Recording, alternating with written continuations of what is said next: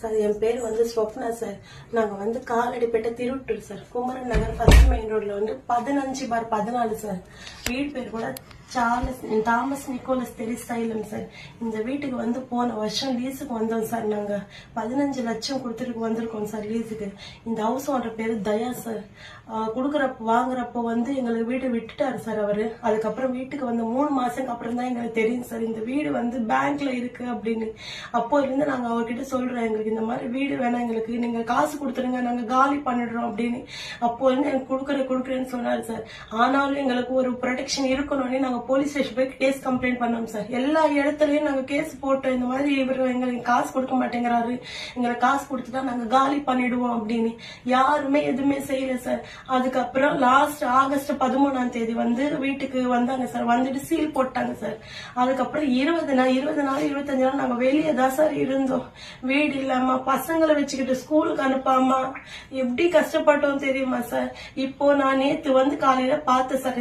எப்படி இருக்க பாத்துட்டாவது போல வந்தா வீடு திறந்துருக்கு சார். அதுவும் கீழே வீடு மட்டும் திறந்துருக்கு. இங்க 3 போர்ஷன் இருக்கு சார். கீழே ஒரு டெனன்ட், மேல நாங்க, அதுக்கு மேல எங்க மாமியார் அவங்க தனியா இருப்பாங்க சார். கீழே மட்டும் ஓபன் பண்ணிருக்காங்க. எங்களை ஓபன் பண்ணலான்னு நான் போய் அந்த அம்மாவோட கேட்டேன் சார். கேட்டதுக்கு எனக்கு தெரியாதுமா, நீ போய் ஹவுஸ் ஓனர் பேசிக்கோ, இல்லைன்னா பேங்க் பேசிக்கோ அப்படின்னு சொல்லிட்டாங்க சார். நாங்களும் போய் பேசணும் சார். ஹவுஸ் ஓனர் நீங்க நான் சொல்றேன், நீங்க வீட்டுக்குள்ள போங்க, அதுக்கப்புறம் நடக்கிறத பாக்கலாம் அப்படின்னு சொல்லிட்டாங்க. நாங்களும் வீட்டுக்குள்ள வந்துட்டோம். காலையில இருந்து எங்களுக்கு ஒரே பிரச்சனை சார். கரண்ட் இல்ல, பசங்களை தூங்க விட மாட்டேங்கிறாங்க. நாங்க ரொம்ப கஷ்டப்படுறோம் சார். எத்தனை வாட்டி நான் 100 கால் பண்றேன், வராங்க, அவங்க வந்தா மட்டும் பவர் விடுறாங்க, அதுக்கப்புறம் ஆஃப் பண்ணிடுறாங்க. தண்ணி வரல, கீழே இருந்து எங்களை சாப்பாடு எடுத்துட்டு வர விட மாட்டாங்க. பசங்க சாப்பிட கூட இல்லை, அப்படியே உட்கார வச்சிருக்கோம். அதுக்கப்புறம் மறுபடியும் நான் 100 காமிச்சிட்டேன். அப்போ வந்தாங்க ஒரு சார். அப்போதான் மேல ஃபுட்டு விட்டாங்க, கரண்ட் விட்டாங்க.